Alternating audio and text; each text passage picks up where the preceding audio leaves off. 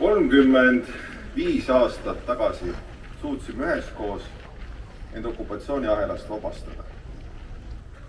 Eestit peetakse üheks maailma parimaks paigaks, kus elada.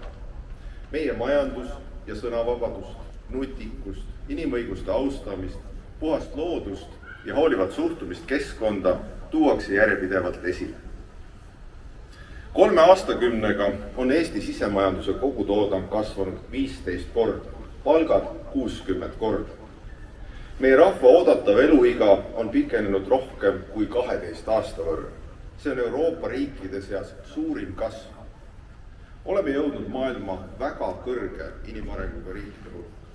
Meie majandus on viimase 17 aasta jooksul kasvanud 14 aastat.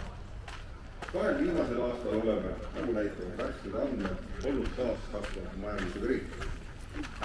Rahvana oleme täna jõukamad kui kunagi varem. Meil on põhjust olla uhked oma riigi üle, selle üle, kui kaugele me oleme jõudnud. Meil on põhjust vaadata lootusrikkalt ka tulevikku. Eesti on vaba, kaitstud ja kiiresti arenenud. Ja selle kõige taga on Eesti rahva tahe ja tarmukus. Meie oskus ehitada oma riiki ja hoida oma kodu. Meie julgus teha otsuseid, mis ei vaata ainult tänasesse või homsesse päeva, vaid ka aastakümnete taha.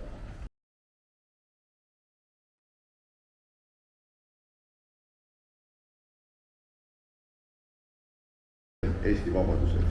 Elagu vaba Eesti!